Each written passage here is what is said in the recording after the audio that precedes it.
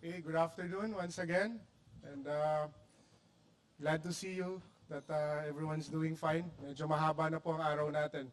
But then I was volunteered by Admiral Pama and I cannot do anything about it.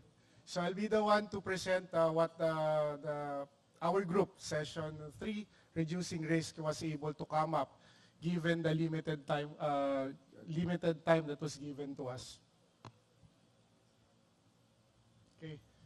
So with the 1 hour that was given, it was very encouraging because our group is coming from a very diverse environment, or we have people or representatives coming from even the insurance sector, the building sector. We have Colonel Kwan Chu from BFP, and we have also other government agencies like the DILG joining our group.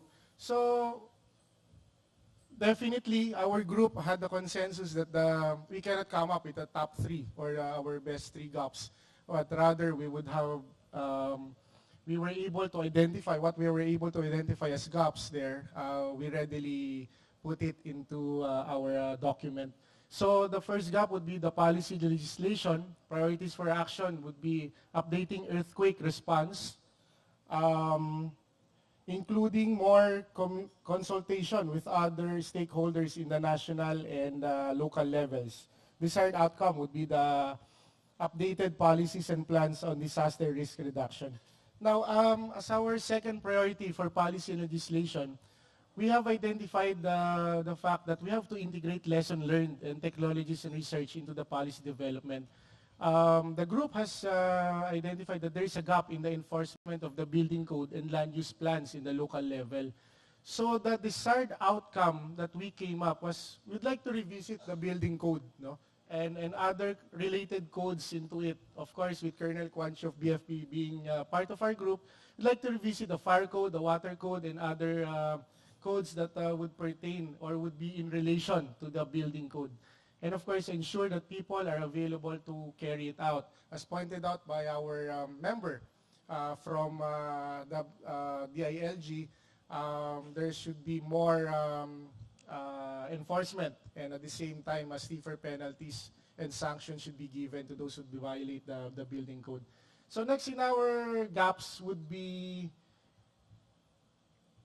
there's a gap in relation to governance for building safety between policy, legislation, and implementation. Identify the priorities as enforcement of the building code, clear line of command, the use of insurance as a risk transfer method. We're very fortunate that we have a member from the insurance sector, and he was able to expound on that. And I guess that is in relation to the Build Back Better perspective of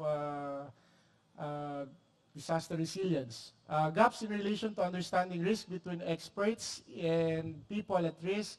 There's also an identified gap in the risk communication gaps, community and family preparedness. So then varied and overlapping platforms for disaster risk reduction, inadequate resource allocation for earthquake disaster risk reduction, limited access of funds, insufficient awareness, and avenues for risk transfer. As you can see, we have identified more than 3, and quoting Admiral Pama, it's a live document. Our group was able to identify all the gaps and the priorities that correspond to it. And of course, in the implementation side, and as to who will be taking or which agency will be taking initiative, we would be determining definitely those agencies concerned. But timeline, as we have identified, would be 2 to 3 years. And part of the assignment that was given to me, again, by Admiral Pama is for the MMBA to look into some of the realization of these things, no? Particularly in the overlapping of functions, or probably harmonizing the disaster response here for Metro Manila. I'd like to add just one more thing, Ms. Malu. I take particular note to the suggestion or recommendation of Colonel Kwan Chu of BFP, because we were always referring to local government unit in the contingency planning in terms of disaster preparedness and response. Colonel Kwan Chu pointed out that local government unit per se would be also referring to the localized BFE, localized PNP.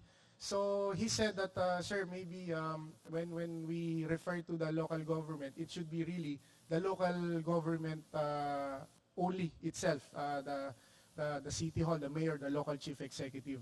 And of course, that is the very reason why, as a group, we have also discussed that it's better to really harmonize all the contingency plans of the 17 LGUs together with our O-Plan Metro Yacal Plus.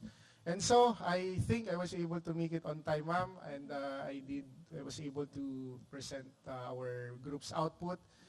Thank you very much, and good afternoon to everyone.